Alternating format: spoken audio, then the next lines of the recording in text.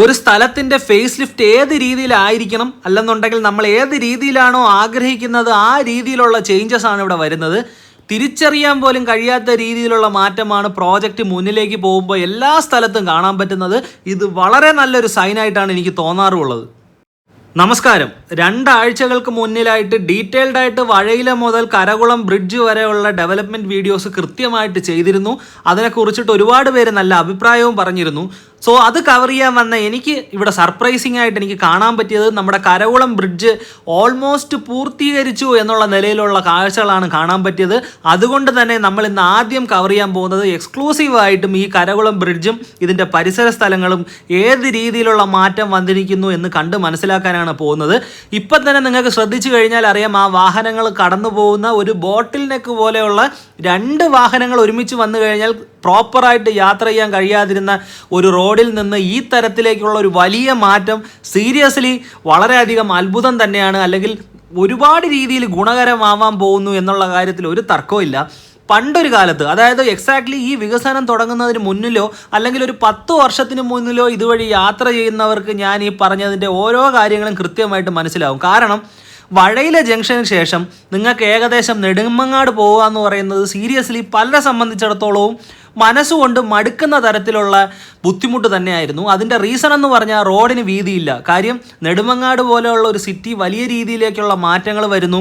Tamil Nadu connectivity തുടങ്ങിയ കാര്യങ്ങളൊക്കെ ആലോചിക്കുമ്പോൾ ഈ റോഡിൻ്റെ വികസന കുറവ് വലിയ രീതിയിൽ നാട്ടുകാരെ ബുദ്ധിമുട്ടിച്ചിരുന്നു എന്നുള്ള കാര്യത്തിൽ ഒരു തർക്കമില്ല. സോ അങ്ങനെ ഈ വരുന്ന വഴയിലയിൽ നിന്ന് കരകുളം ബ്രിഡ്ജിലെത്തുമ്പോൾ ഉള്ള കാഴ്ചകളെന്ന് പറയുന്നത് വളരെ നാരമായ ഒരു ബ്രിഡ്ജായിരുന്നു ഉണ്ടായിരുന്നത്.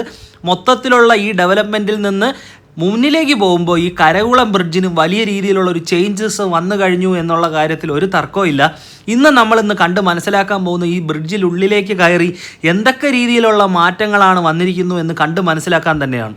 ഇനി ബ്രിഡ്ജിനെ കുറിച്ച് സംസാരിച്ച് തുടങ്ങുമ്പോൾ 2 ബ്രിഡ്ജസ് ആണ് പ്രധാനമായിട്ടും കരകുളം ഈ ബ്രിഡ്ജിൻ്റെ ഭാഗത്ത് വരുന്നത്. അതിൽ ആദ്യത്തെ ബ്രിഡ്ജാണ് ഇപ്പോൾ നിങ്ങൾ ഈ കണ്ടുകൊണ്ടിരിക്കുന്ന ഭാഗത്തെ നിർമ്മാണ പ്രവർത്തനങ്ങൾ അവസാനിച്ചിട്ടുള്ളത്. കാരണം ഈ പറയുന്ന ബ്രിഡ്ജ് അല്ലെങ്കിൽ നിങ്ങളിപ്പോൾ ഈ കാണുന്ന ഈ ബ്രിഡ്ജിലേക്ക് ഗതാഗതം സ്ഥാപിച്ചതിന് ശേഷം പഴയ ചെറിയ ബ്രിഡ്ജിനെ പൂർണ്ണമായിട്ടും പൊളിച്ചു കളഞ്ഞ് ഇതിന് പാരലായിട്ട് ഇതുപോലെ തന്നെ ഒരു ബ്രിഡ്ജ് സമാന്തരമായിട്ട് നിർമ്മാണം നടക്കാനായിട്ട് പോവുകയാണ്.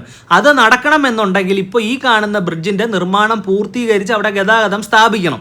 ആ രീതിയിലേക്കുള്ള ചേഞ്ചസ് ആണ് വരുന്നത്.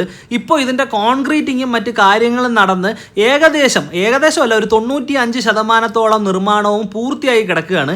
ഇനി ഈ ഭാഗത്തേക്ക് ഗതാഗതം സ്ഥാപിക്കുക എന്നുള്ള ഒരു പ്രധാനപ്പെട്ട ഒരു ചേഞ്ചസ് മാത്രമേ ഉള്ളൂ. ഇപ്പോൾ ഇതിൻ്റെ ഒരു ക്യൂറിംഗ് പീരീഡാണ്, കോൺക്രീറ്റിൻ്റെ ക്യൂറിംഗ് പീരീഡാണ്. അതിനുശേഷം ആവശ്യമായ ഒരു അനാലിസിസിന് ശേഷം ഇവിടത്തേക്ക് ഗതാഗതം സ്ഥാപിച്ച് പുതിയ പാലത്തിൻ്റെ നിർമ്മാണത്തിലേക്ക് പാരലി കടക്കുന്ന രീതിയാണ് ഇനി ഇവിടെ ബാക്കിയുള്ളത്. സോ ആ രീതിയിൽ പറഞ്ഞു കഴിഞ്ഞാൽ നമുക്കിപ്പോൾ ശ്രദ്ധിച്ചു കഴിഞ്ഞാൽ മനസ്സിലാവും എന്ത് രീതിയിലുള്ള ഒരു വിട്ടാണ് നമുക്ക് ഈ പറഞ്ഞൊരു പാല നിർമ്മാണത്തിന് ശേഷം ഒരു സൈഡിലേക്ക് കിട്ടുന്നതെന്ന് കാണുമ്പോൾ തന്നെ മനസ്സിലാവും.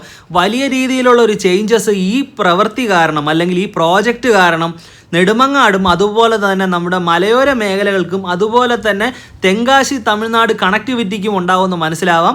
ഞാനിപ്പോൾ ഈ കാണിച്ച ഭാഗം എന്ന് പറയുന്നത് ആ പറയുന്ന നിർമ്മാണ പ്രവർത്തനങ്ങൾ നടക്കുന്ന ഭാഗത്ത് നിന്നാണ് നമ്മുടെ മേൽപ്പാലം ആരംഭിക്കുന്നത്.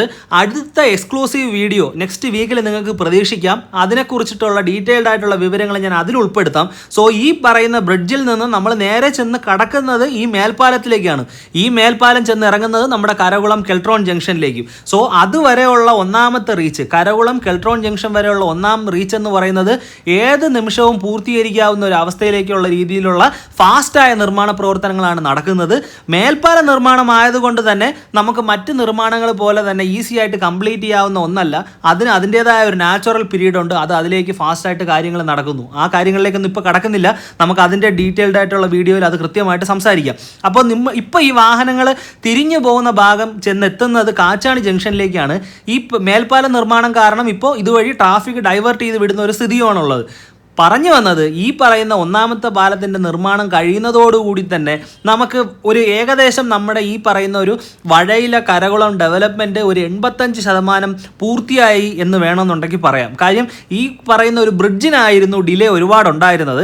എത്രത്തോളം ചെറിയ റോഡിൽ നിന്ന് ഈ രീതിയിലേക്കുള്ള ഒരു വലിയ വലുപ്പത്തിലേക്ക് കടക്കുമ്പോൾ യാത്രാ സൗകര്യം എല്ലാ രീതിയിലും മെച്ചപ്പെടും എന്നുള്ളൊരു കാര്യത്തിൽ തർക്കമില്ല. നമുക്കിനി നിങ്ങൾക്ക് നേരത്തെ ഉണ്ടായിരുന്ന വർഷങ്ങളായിട്ട് ഒരു 20-25 വർഷമായിട്ട് ഞാൻ കാണുന്നത് മുതലുള്ള നാരോ ആയിട്ടുള്ള അല്ലെങ്കിൽ ബോട്ടിൽ നെക്കായിട്ടുള്ള ആ പാലത്തിലൂടെ ഉള്ള ഒരു കണ്ടീഷനും കൂടെ നമുക്ക് കണ്ട് മനസ്സിലാക്കാം. ഒപ്പം തന്നെ ഇപ്പോൾ കംപ്ലീറ്റ് ആയ പാലത്തിൻ്റെ മറ്റൊരു ആംഗിളിൽ നിന്നുള്ള വിഷ്വൽസും കവർ ചെയ്യാം. ഈ പറയുന്ന വലിയ ബസ്സുകൾ 2 ഇതുവഴി വന്നു കഴിഞ്ഞാൽ യാത്ര ചെയ്യാൻ കഴിയാത്ത, യാത്ര പോസിബിൾ അല്ലാത്തൊരു സിറ്റുവേഷനാണ് ഇവിടെ വർഷങ്ങളായിട്ട് നിലവിലുണ്ടായിരുന്നത്. ഇതിനെല്ലാത്തിനും മാറ്റം വരുന്നു എന്ന് കാണുന്നത് തന്നെ വളരെയധികം സന്തോഷം തരുന്ന ഒരു കാര്യമാണ്. ഇപ്പോൾ വളരെയധികം ശ്രദ്ധിച്ച് യാത്ര ചെയ്യേണ്ട ഒരു സമയം കൂടെയാണ്. കാര്യം നിർമ്മാണ പ്രവർത്തനങ്ങൾക്കുള്ള ഒരുപാട് വാഹനങ്ങളും മെഷീനറീസും അങ്ങോട്ടും ഇങ്ങോട്ടും ട്രാവൽ ചെയ്യുന്നുണ്ട്. സോ യാത്രക്കാരുടെ സേഫ്റ്റി നമ്മുടെ തന്നെ ഉത്തരവാദിത്വമാണ്. സോ ആ രീതിയിൽ ശ്രദ്ധിച്ചും യാത്ര ചെയ്യേണ്ടിയിരിക്കുന്നു.